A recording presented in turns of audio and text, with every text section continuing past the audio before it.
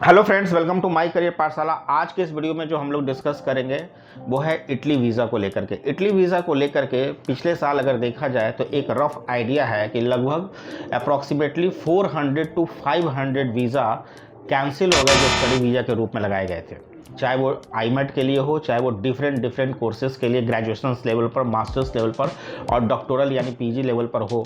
वो सारे visa approximately लगभग जितनी भी एम्बेसीज़ हैं इंडिया में जहाँ से इटली के वीज़ा लगाए जाते हैं उन सबसे अगर देखा जाए तो एक रफ फिगर है कि 400 से 500 के बीच में वीज़ा कैंसिल हुए।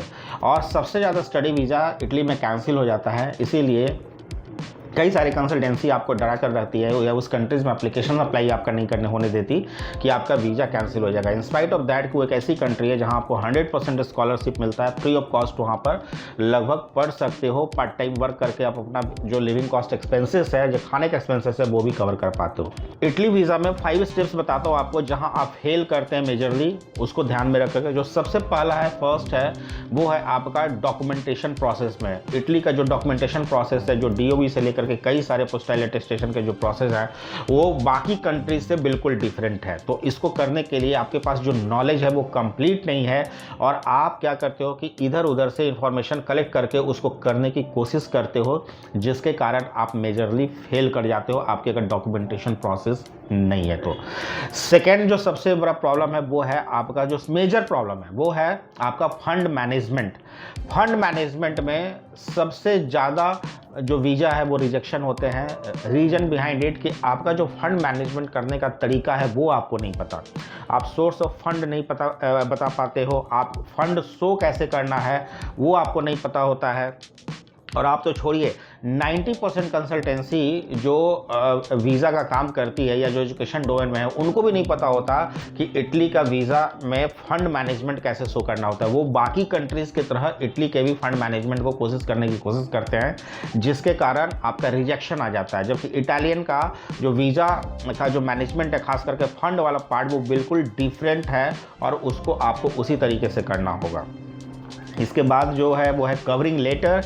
कवरिंग लेटर के अंदर में आपका जो कवरिंग लेटर आप तैयार करते हो उस पर आप मेजरली प्रॉब्लम आपके साथ वहाँ आती है, या तो आप खुद से बनाने की कोशिश करते हो या किसी इंग्लिश ट्यूटर वगैरह से कहीं से आप जो है कवरिंग लेटर तैयार करा लेते हो।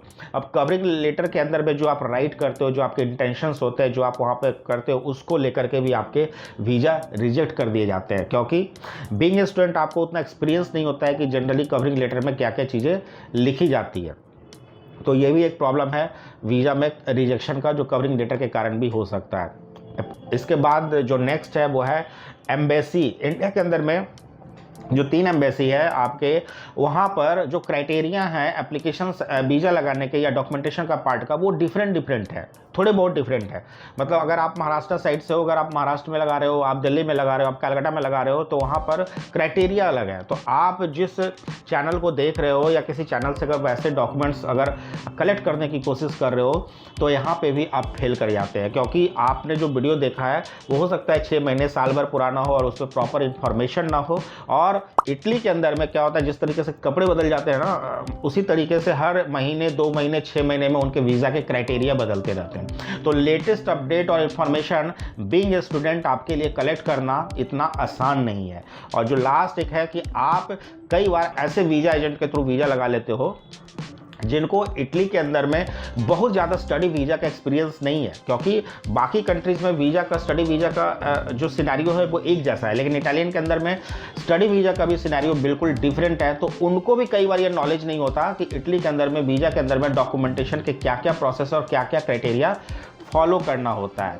तो वैसे लोगों से भी जब आप वीज़ा लगाने की कोशिश करते हो तो आप मेजरली फेल करते हो और आपके रिजेक्शन आते हैं। तो ये कुछ इम्पॉर्टेंट सेगमेंट्स है जहां पर ध्यान देने की बहुत ज़रूरत है।